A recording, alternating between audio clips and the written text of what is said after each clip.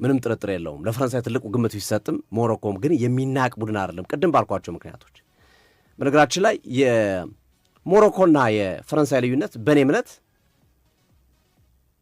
ሜጀር ዲፈረንሱን የምናየው ወይም ትልቁ ልዩነት አጥቂው ላይ ነው የምናየው። ተከላካዩም ቀላል አይደለም። ፈረንሳይ ዊሊያም ሳሊባ ያለበት ነው። ኢብራሂማ ኮናቴ ወይም ኡፓሚካኖ ያለበት ተከላካይ ነው። ግን በምን ይካካሳል ተከላካዩ? በዚህኛው ደግሞ አሽራፍ ሐኪሚና ናስር ማዝሮ ያሉ በጣም ጥራት ያላቸው የመስመር አጥቂዎች፣ የመስመር ተከላካዮች ከፈረንሳይ አንጻር ስናወዳድራቸው ጁሊየስ ኩንዴና ቲዮ ኤርናንዴዝ ናቸው። ስናነጻጽራቸው ይሄኛው በዚህኛው ይካካሳል። ተከላካይ መስመሩን የዊሊያም ሳሊባን ብቃት በአሽራፍ ሐኪሚ የተለያየ ቦታ ቢጫወቱም እናካክሰው ነው።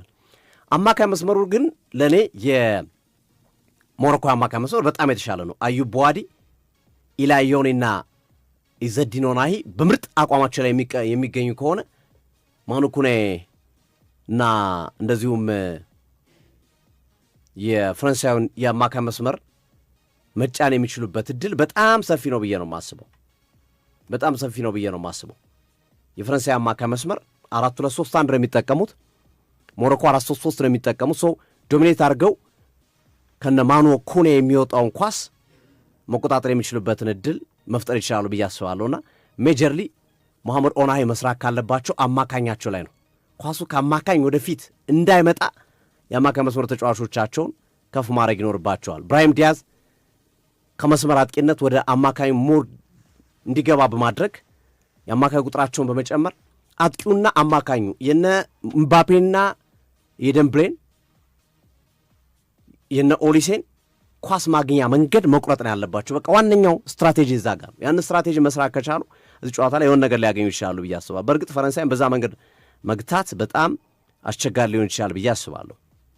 በዛ መንገድ መግታት ዛሬ ኦሬል ቹዋሚኒ የለም። ይህ አንድ አድቫንቴጅ ነው። ይህን እንዴት ይጠቀሙበታል ፈረንሳዮች? ሶ ሜጀር ፖይንቱ እዚህ ጋር ነው።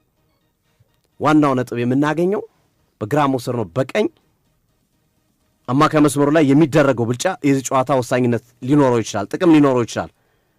ኦፍኮርስ እንዳልነው ቅድም የአጥቂ መስመሩ ልዩነት የመፍጠር አቅሙ ከፍተኛ ነው። ምንም ባለፈው አንስቼዋለሁ ግርምዬ ታስታውስ ከሆነ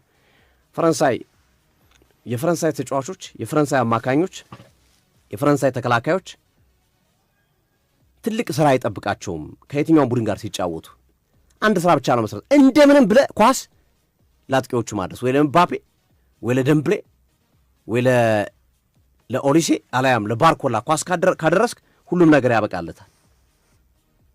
ሁሉም ነገር የሚያበቃለት ሆኖ ይታያል እና እዚህ ላይ ሞሮኮ አድቫንቴጅ እንዳላት ይሰማኛል ግርምዬ።